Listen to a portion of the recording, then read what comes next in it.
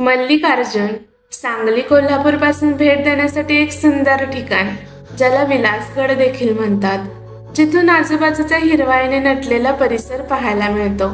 डोंगरावरती चढताना बाजूने गर्द झाडी, भयान शांतता, मध्येच पक्ष्यांचे व मोरांचे आवाज, पावसाळा असेल तर लांब कुठून तरी झऱ्यांचा आवाज आपल्याला ऐकायला मिळतो।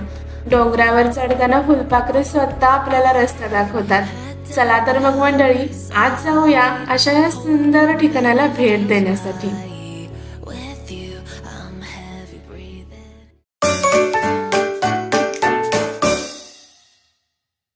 नमस्कार, मी श्रुती। आज मी घेऊन आलेले आहे एक नवीन ब्लॉग, एक नवीन प्रवास। सांगली जिल्ह्यामध्ये असणाऱ्या एडेनीपाणी या ठिकाणी मल्लिकार्जुन हे ठिकाण आहे, ज्याला विलासगड असंही म्हटलं जातं। तर त्याच ठिकाणाला भेट देण्यासाठी मी चाललेले आहे। सध्या हे माधवनगरच्या बायपास पुलावरती माझ्या साईडला आहे कृष्णा नदी, आणि नदीची सध्या पाण्याची पातळी एवढी आहे, सो तिथे काका मासे पकडत आहेत। आणि या मागच्या आठवड्यात गेले होते मी रामलिंग या ठिकाणी आळतेमधल्या, तर श्रावण सोमवारी भेट देण्यासाठी खूप सुंदर ठिकाण आहे ते।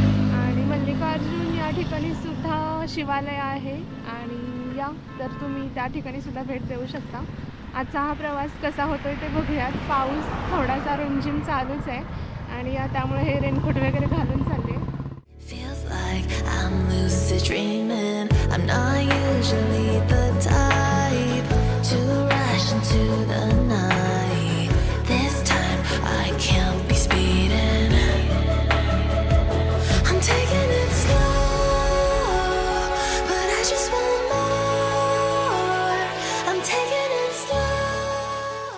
माझ्या मागे दिसते तिथं चहा पिण्यासाठी थांबले, पण पाऊस एवढा मोठा पडत होता आणि मी गाडीची किल्ली काढून चाललेले। तर ही किल्ली जी आहे ना, तर ती माझी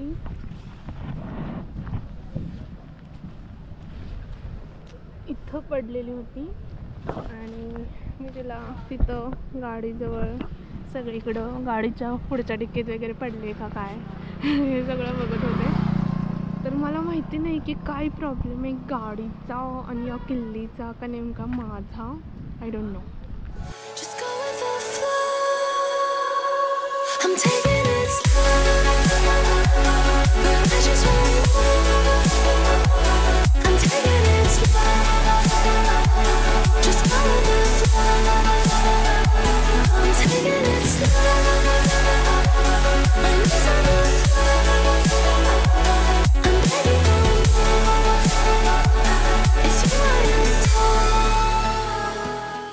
अष्टाजवळून थोडंसं पुढं आल्यानंतर बावची एडेनीपाणी नावाचं बोर्ड लावलेला आहे, तर त्या रस्त्याने आपल्याला यायला लागतं। आणि इथं मोठा बोर्ड लावला आहे, तो आता आपण बघितला, मल्लिकार्जुन तीर्थक्षेत्र म्हणून। सो तर या तिथून डोंगरापर्यंतचं अंतर 1 किलोमीटरचं आहे, आणि पावसाचं वातावरण आहे, खूप छान, म्हणजे एकदम सुंदर दिसतंय सगळं।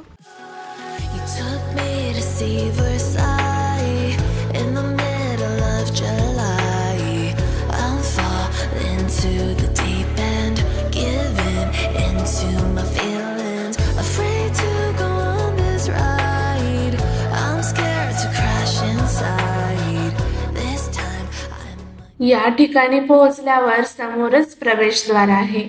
त्याच्या पुढेच गाडी पार्क करण्यासाठी खूप मोठी जागा दिसते। पायऱ्या चढून आपल्याला वरती जावे लागते।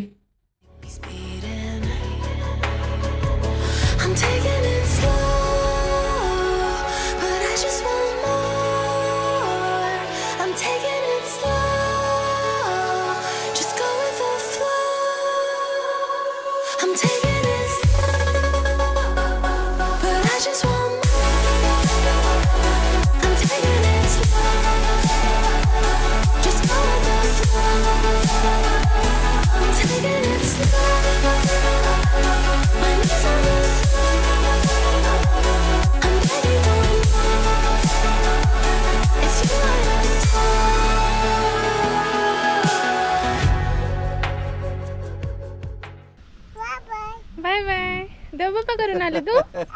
देवबाप्पा करून आली? जय श्रीराम मन। जय काय करून आली?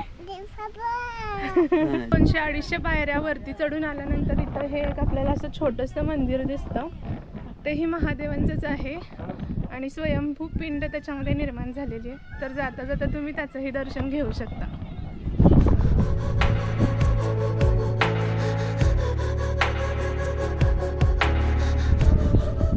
आपण पायऱ्या चढून वरती येतो तसं आजूबाजूचा व्ह्यू जो आहे तो एकदम सुंदर दिसायला लागतो.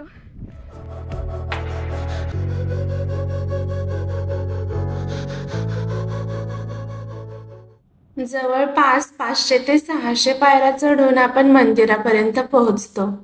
भव्य परिसर, समोरच विठ्ठल रुक्मिणीचे मंदिर, तुळशी वृंदावन व गोपूर दिसतात आणि त्याच्या साईडलाच मल्लिकार्जुनचे मुख्य मंदिर आहे.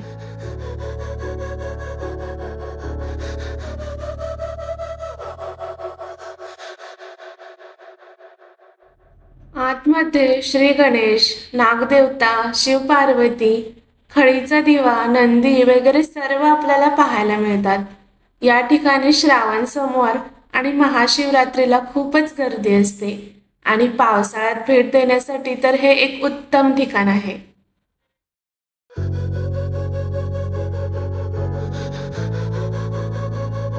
मंदिराच्या बाजूलाच मल्लिकार्जुनाचे महत्त्व सांगणारा काशीखंड आपल्याला दिसतो. महादेवाचं दर्शन तर एकदम छान झालंय आणि मंदिराच्या साईडहूनच वरती जाण्यासाठी रस्ता आहे. त्या ठिकाणी चांद बुखारी बाबांचा दर्गा आहे आणि तिथून पण व्ह्यू ऑसम दिसत असणार आहे.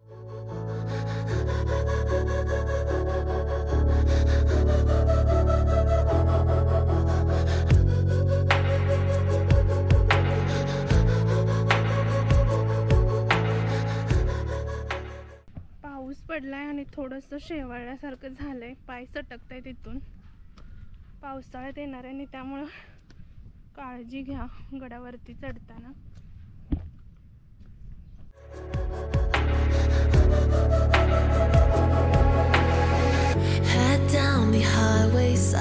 हा जो रस्ता दिसतोय गडावरती जाण्यासाठी तो खूप खडा आहे आणि थोडीशी कसरत करून जावं लागतं इथून. आणि इथं काही दीदी वगैरे मला भेटल्या होत्या.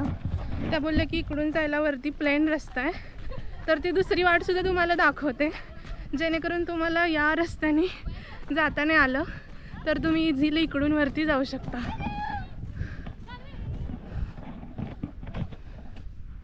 मे बी हाच असावा तो रस्ता. जाऊन बघूया कुठे जाते. Cold wind, but it feels right with you. I'm heavy breathing, feels like I'm lucid dreaming. I'm not usually the type to rush into the night. This time I can't be speeding. I'm taking it slow. तुम्ही इथून वरती येऊ शकता. But I just want more. I'm taking it slow. Just go with the flow. I'm taking it slow. But I just want more. I'm taking it slow. Just go with the flow. I'm taking it slow. My knees on the floor. I'm begging for more. It's you I adore. You took me to see Versailles in the middle of July. I'll fall into the deep end, giving in. वरती खास असं काही नाही आहे फारसं बघण्यासारखं.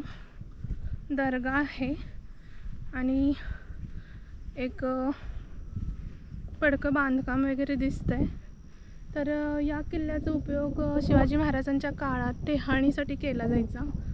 फारसा काही या किल्ल्याचा उपयोग केला जात नव्हता कारण तिन्ही साईडनी या किल्ल्याला मोकळीक आहे, त्यामुळे आजूबाजूच्या ठिकाणी लक्ष ठेवणं सोपं जायचं. To my feelings, afraid to go on this ride. I'm scared to crash inside. तर मंडळी ऑलमोस्ट सगळा गड फिरून झालाय. काही काही ठिकाणं राहिले आहेत गंगा टाके वगैरे, पण त्याला खूप वेळ होईल आणि मला अजून सांगलीपर्यंत जायचं आहे. पावसाचं पण वातावरण झालं आहे. सो मी ब्लॉग इथंच संपवते. आजचा ब्लॉग कसा वाटला ते मला नक्की सांगा. आणि सांगलीमधील अशी अजून ठिकाणे असतील तर ती मला सुचवा, जेणेकरून मी तिथं जाऊ शकेन, एक्सप्लोअर करू शकेन ते ठिकाण. आणि माझा असाच प्रवास बघण्यासाठी माझ्या चॅनलला सबस्क्राईब नक्की करा. व्हिडिओ आवडल्यास लाईक आणि शेअरसुद्धा करा. चला तर मग भेटूयात आपण आता पुढच्या ब्लॉगमध्ये. जय हिंद, जय महाराष्ट्र, जय Shivray. This time I might be speeding.